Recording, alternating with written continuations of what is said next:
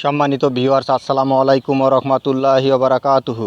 আশা করি সবাই আল্লাহর অশেষ রহমতে ভালো আছেন, সুস্থ আছেন। এই চ্যানেলে আর একটি নতুন গুরুত্বপূর্ণ ভিডিওতে আপনাদের সবাইকে স্বাগতম। আজকে আলোচনা করব স্কুল কলেজ শিক্ষক কর্মচারীদের জুন মাসের এমপিও চেক ছাড়। বিস্তারিত থাকছে ভিডিওতে। এই ভিডিওটি দেখার আগে যারা এই চ্যানেলে একদম নতুন তারা অবশ্যই চ্যানেলটি সাবস্ক্রাইব করে পাশে থাকা বেল আইকনটি প্রেস করে দিন। আর যারা ইতিমধ্যে সাবস্ক্রাইব করেছেন তাদেরকে জানাই অসংখ্য ধন্যবাদ। স্কুল কলেজ শিক্ষক কর্মচারীদের জুন মাসের এমপিও চেক ছাড়।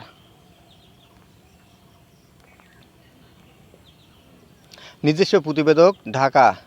বেসরকারি এমপিওভুক্ত শিক্ষা প্রতিষ্ঠানের স্কুল ও কলেজ শিক্ষক কর্মচারীদের জুন 2024 মাসের বেতন ভাতার সরকারি অংশের এমপিও চেক ছাড় করা হয়েছে।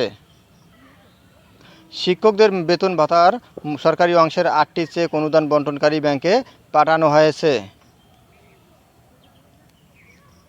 শিক্ষক কর্মচারীরা আগামী 11 জুলাই পর্যন্ত সংশ্লিষ্ট ব্যাংক থেকে এমপিওর টাকা তুলতে পারবেন। রবিবার মাধ্যমিক ও উচ্চ শিক্ষা অধিদপ্তরের মাওসী উপপরিচালক প্রশাসন বিপুল চন্দ্র বিশ্বাস স্বাক্ষরিত বিজ্ঞপ্তিতে এ তথ্য জানানো হয়। স্মারক নম্বর। বিজ্ঞপ্তিতে বলা হয়, মাধ্যমিক ও উচ্চ শিক্ষা অধিদপ্তরাধীন বেসরকারি শিক্ষা প্রতিষ্ঠানসমূহের স্কুল ও কলেজ শিক্ষক কর্মচারীগণের জুন 2024 মাসের বেতন ভাতার সরকারি অংশের 8টি চেক অনুদান বণ্টনকারী অগ্রণী ও রূপালী ব্যাংক পিএলসি প্রধান কার্যালয়ে এবং জনতা ও সোনালী ব্যাংক পিএলসি স্থানীয় কার্যালয়ে হস্তান্তর করা হয়েছে।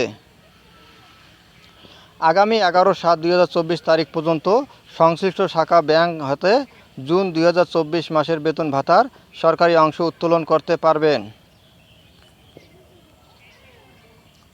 প্রতিষ্ঠান প্রধানের ওয়েবসাইট থেকে নিজ নিজ প্রতিষ্ঠানের এমপিওর শিট ডাউনলোড করতে বলা হয়েছে।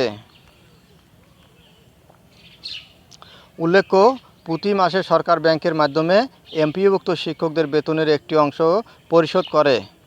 তবে এর কোনো নির্দিষ্ট তারিখ নির্ধারণ করা নেই বলে শিক্ষকদের আগ্রহে থাকে কবে এমপিও চেক ছাড় করা হবে। এমপিও হলো মান্থলি পে অর্ডার বা মাসিক বেতন আদেশ, যার মাধ্যমে বেসরকারি শিক্ষা প্রতিষ্ঠানের শিক্ষক ও কর্মচারীদের বেতন ওই প্রতিষ্ঠানের বদলে পরিশোধ করে সরকার। ধন্যবাদ জানিয়ে বিদায় নেওয়ার আগে আবার অনুরোধ জানাই, যদি ভিডিওটি ভালো লাগে এবং সর্বশেষ শিক্ষামূলক আপডেট ভিডিও পেতে চান তাহলে অবশ্যই চ্যানেলটি সাবস্ক্রাইব করুন। ধন্যবাদ সবাইকে।